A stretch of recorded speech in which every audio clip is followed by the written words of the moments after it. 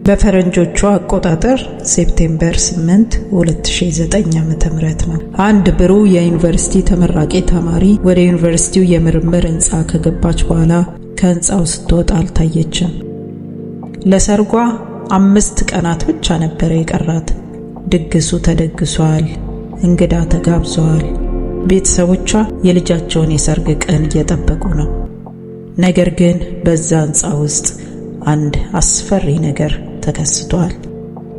ይህ በየል ዩኒቨርሲቲ የዶክትሬት ተማሪ የሆነችው የአኒ ሊ የወንጀል ታሪክ ነው።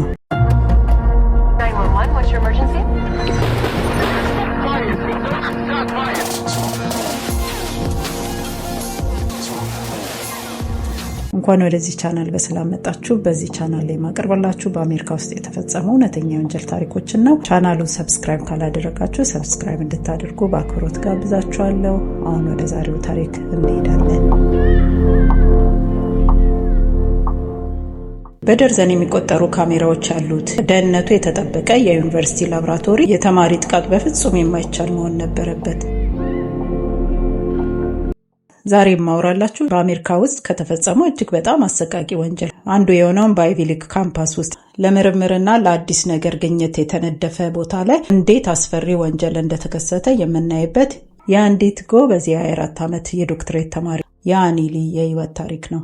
ሴፕቴምበር 8 2009 አኒ ሊ በ10 አምስተርዳም ጎዳና ወደሚገኘው የየል የእንስሳት ምርመራ ላቦራቶሪ የመታወቂያ ካርዷን አንሸራታ በሩን ከፍታ ገባች። ያ በህይወት የታየችበት የመጨረሻ ጊዜ ነበረ።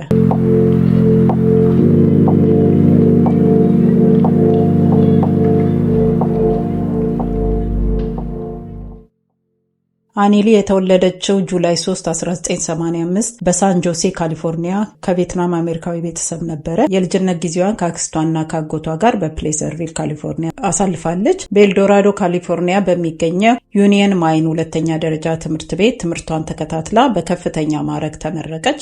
ቀጣዩ አንስታይን በሚል ውድድር ተወዳድራ በድምጽ ብልጫ ውድድሩን አሸንፋ በግምት $160,000 የትምህርት ዕድል ካገኘች በኋላ በኒውዮርክ ከሚገኘው የሮቸስተር ዩኒቨርሲቲ ገብታ ተመርቃለች። በሴፕቴምበር 2007 አኒ ሊ በዓለም ላይ ካሉት ትልቁ ዩኒቨርሲቲ አንዱ በሆነው በየል በሚገኘው የድህረ ምረቃ ፕሮግራም ተቀባይነት አግኝታ በፋርማኮሎጂ የዶክትሬት ዲግሪ የትምህርት ዕድል አገኘች። ጥናቷ ለስኳር በሽታና ለተወሰኑ የካንሰር በሽታ መፍትሄ የማምጣት ጥናት ነበረ።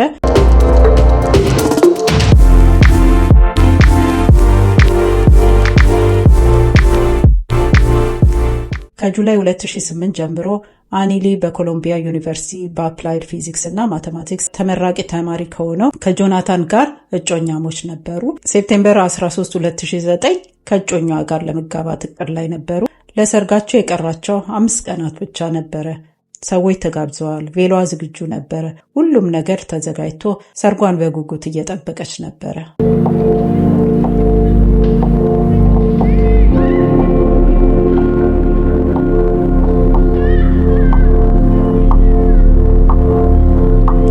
ሴፕቴምበር 8 እንደማንኛውም የሥራ ቀኗ ስራዋን ጀመረች። ከጧቱ 10 ሰዓት ኤም አካባቢ አፓርታማዋን ለቃ ወጣች። ከጧቱ 10 ሰዓት 6 ኤም ላይ ወደ ላቦራቶሪ ህንጻው ገባች።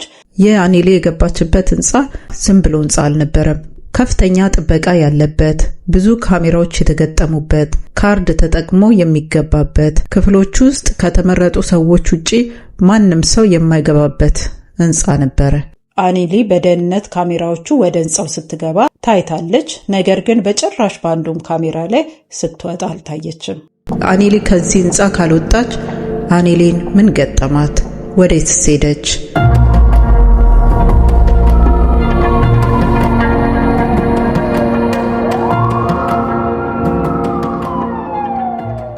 አኒ ሊ በዚያ ምሽት ወደ ቤት ሳትመለስ ስትቀር እጮኛዋ አሳስቦት ለፖሊስ አመለከተ። የፖሊስ ባለሙያዎች ፈጣን ምርመራ በዩኒቨርሲቲው ደህንነት ካሜራዎች ጀመሩ።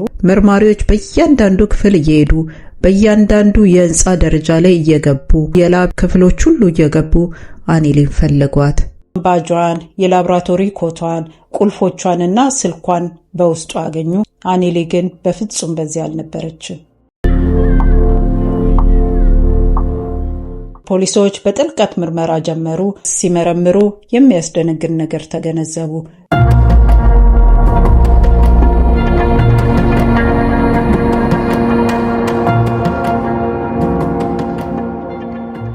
እሁድ ሴፕቴምበር 13 አኒሊ ከጠፋች ከ5 ቀናት በኋላ የሰርግ ልብሷን መልበስ በነበረባት ቀን መርማሪዎች አስፈሪ ግኝት አገኙ። አስከሬኗን ከምርመራ ላቦራቶሪ ምድር ቤት ጀርባ ባለው የግድግዳ የኬብል ጉድጓድ ውስጥ ተደብቆ አገኙት። አኒሊ በጣም ቀጭንና ቁመቷ 4'11" የሆነ በጣም ትንሽ ነበረችና ገዳዩዋ በዚህ የኬብል ጉድጓድ ውስጥ ሰውነቷን ለመክተት አልቸገረውም። የሬሳዋ ምርመራ የተገደለችው ታፍና እንደነበር አስታውቋል።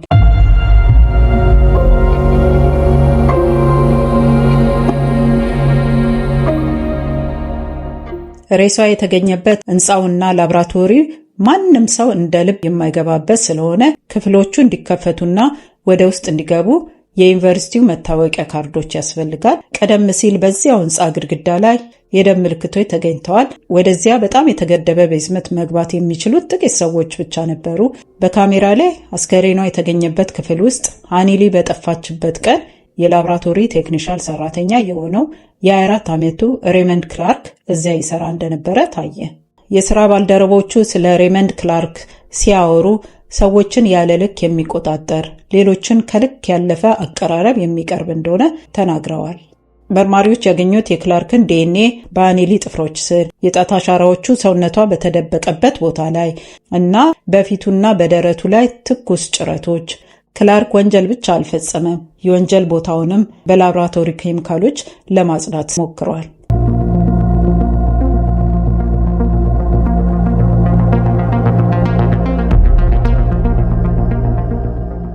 ሴፕቴምበር 17 ክላርክ ተይዞ በአኒሊ ግድያ ክስ ተመስርቶበታል። አንድ የአይቪ ሊግ የምርምር ቴክኒሻን ደህንነቱ በተጠበቀ ሕንፃ ውስጥ የድህረ ምረቃ ተማሪን መግደሉ ሕዝቡን ያሳዘነና ያስደነገጠ ነበረ። በመጨረሻም ክላርክ የይግባኝ ስምምነቱን ተቀበለ። ክላርክ ማርች 17 2011 በግድያው ጥፋተኛ መሆኑን አምኗል። ጁን 3 2011 44 ዓመት እስራት ተፈርዶበታል። እስከ ዛሬ ድረስ ክላርክ አኒሊን ለምን እንደገደላት ትክክለኛው ምክንያት አልታወቀም። አንዳንዶች ለአኒሊ የፍቅር ጥያቄ አቅርቦላት ውድቅ አድርጋ ልታገባ መሆኑን ሲያውቅ ተቆጥቶ እንደገደላት ያምናሉ። ሌሎች ደግሞ በላቦራቶሪ ውስጥ ብቻዋን በነበረችበት ወቅት በድንገት ሲያያት ወሲባዊ ጥቃት ለመፈጸም እንደፈለገ ያስባሉ።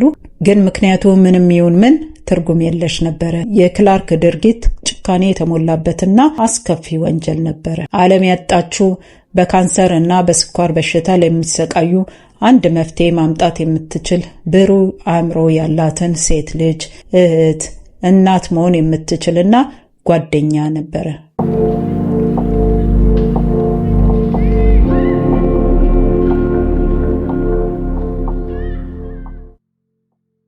የአኒሊ ታሪክ አደጋ በአስተማማኝ ቦታዎች እንኳን ሊፈጸም እንደሚችል የሚያስታውሰን ታሪክ ነው።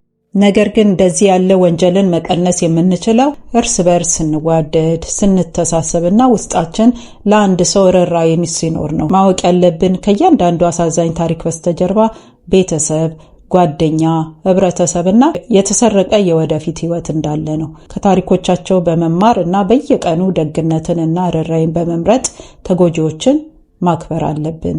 አኒሊ የሞተችበትን መንገድ ብቻ ሳይሆን የገነባቻቸውን አስደናቂ ጊዜያቶችንና ጉብዝናዋን በማስታወስ ስለሷ በመናገር እናከብራታለን። እንዋደድ፣ እንተሳሰብ፣ እንከባበር ብዬ እመክራለሁ። የዛሬው ታሪክ ይህንን ይመስላል። ስላዳመጣችሁኝ አመሰግናችኋለሁ። ሌላ በአሜሪካ ውስጥ የተፈጸሙ እውነተኛ የወንጀል ታሪኮችን መስማት የምትፈልጉ ከሆነ ይህንን ቻናል ሰብስክራይብ ካላደርጋችሁ ሰብስክራይብ እንድታደርጉ በአክብሮት ጋብዛችኋለሁ። ሰብስክራይብ ያደረጋችሁ ደግሞ ሼር እንድታደርጉልኝ በአክብሮት እጠይቃችኋለሁ። ስለምትሰጡኝ ምክርና አስተያየት ከልቤ አመሰግናለሁ። በሌላ ታሪክ እንገናኛለን። እስከዛው ደህና ሁኑ።